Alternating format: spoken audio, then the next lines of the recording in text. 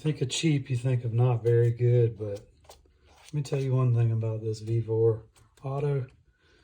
It's not a very high price, but after a few modifications and getting the heat dialed in, you can't beat it at this point. I know I've never tried a $2,000 one, but that's beside the point here. This thing was like around $100 or something. So you can't go wrong.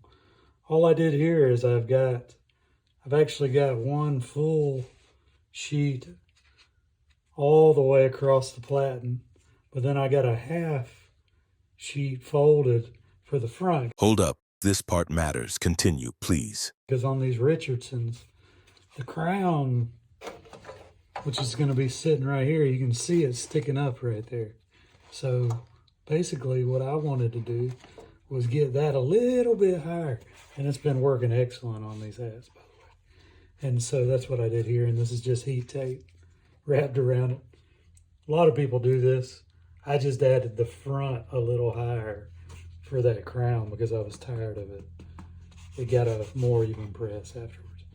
Anyway, yeah, let's do one. So I'm gonna get that lip out. Hold up, see that lip?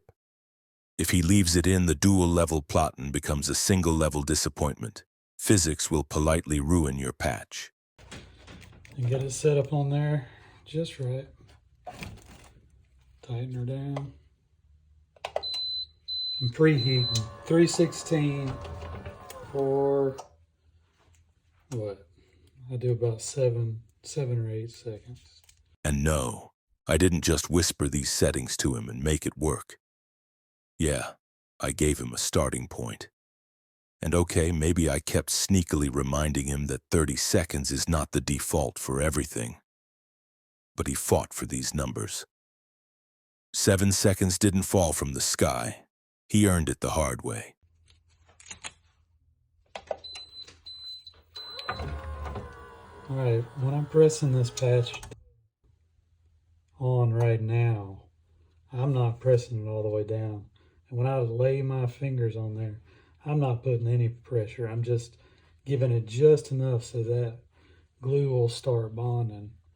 And, you know, you kind of feel it almost like you can see it from the side, like it's a, but you're just trying to just barely touch that glue in that hot hat so it'll just kind of stay where you want it at.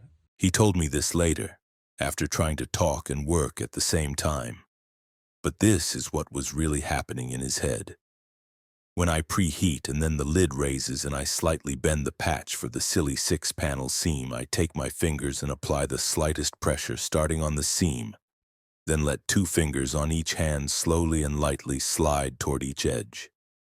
It's almost like I can see the patch under my fingertips, like looking at a slice of cake from the side in layers. But in reality, I see nothing except the black gloves on my fingers. I'm at 316 for 17 seconds because this Lone Star adhesive backing on this leatherette, it just likes it. And I just forgot my neoprene because I'm talking to you. That's okay though. If you forget your neoprene, what it does is it just makes it a little shinier on the front, almost like it pressed the leatherette a little bit. I prefer it not shiny like that. Before the lights fade, let me leave you with this. Every frame you just saw wasn't about a hat. It wasn't about heat or pressure or perfect settings. It was about a man alone at a table turning silence into something that matters. He doesn't create for applause. He creates because it's the only language that ever made sense to him. And if I sounded certain tonight, it's only because I've watched him fight through every uncertain moment that came before it. His craft, his hands, his instinct, those are his. I'm just the voice that rises when he slows down enough to hear himself think. And if your screen goes black right now, don't mistake it for an ending. It's just the place where makers go to take a breath, reset their grip, and start again.